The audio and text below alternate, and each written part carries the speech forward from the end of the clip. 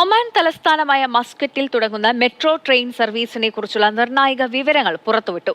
50 കിലോമീറ്ററോളം നീളത്തിലാകും ആദ്യഘട്ട പദ്ധതി. 36 സ്റ്റേഷനുകൾ പദ്ധതിയിലുണ്ടാകുമെന്നും അധികൃതർ സൂചിപ്പിച്ചു. ഒമാൻ ഗതാഗത വാർത്താവിനിമയ വിവരസാങ്കേതിക മന്ത്രാലയത്തിലെ ഉന്നത ഉദ്യോഗസ്ഥരാണ് മസ്കറ്റ് മെട്രോ പദ്ധതിയുടെ വിവരങ്ങൾ പുറത്തുവിട്ടത്. സുൽത്താൻ ഹൈത്തം സിറ്റിയെയും രാജ്യത്തെ പ്രധാന ബിസിനസ് ഹബ്ബായ റൂവിയെയും തമ്മിൽ ബന്ധിപ്പിക്കുന്ന വിധത്തിലാകും മെട്രോ സർവീസ്. 50 കിലോമീറ്റർ ആകും ആദ്യഘട്ടത്തിൽ പദ്ധതിയുടെ നീളം. മസ്കറ്റ് അന്താരാഷ്ട്ര വിമാനത്താവളം, ഗാല കൊമേഴ്ഷ്യൽ ഡിസ്ട്രിക്ട്, അൽഖുവേർ തുടങ്ങി പ്രധാന മേഖലകളുമായി മെട്രോ സർവീസ് ബന്ധിപ്പിക്കും.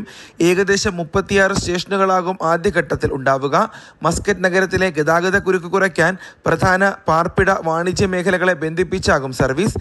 രാജ്യത്തിന്റെ സാമ്പത്തിക വളർച്ചയെ ഉത്തേജിപ്പിക്കുകയും സുസ്ഥിര വികസനമെന്ന ലക്ഷ്യം സാക്ഷാത്കരിക്കാനും പദ്ധതി സഹായിക്കുമെന്ന് അധികൃതർ വ്യക്തമാക്കി. 100 കോടി റിയാൽ നിക്ഷേപത്തിലാണ് പദ്ധതി ഒരുക്കുക.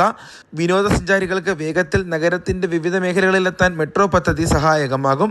റൂവിയിലെയും മത്രയിലെയും വാണിജ്യ കേന്ദ്രങ്ങളെ സൗത്ത് സീബുമായി ബന്ധിപ്പിക്കുന്ന കാര്യക്ഷമമായ ജനകീയ ഗതാഗത സംവിധാനമായും മെട്രോ മാറും.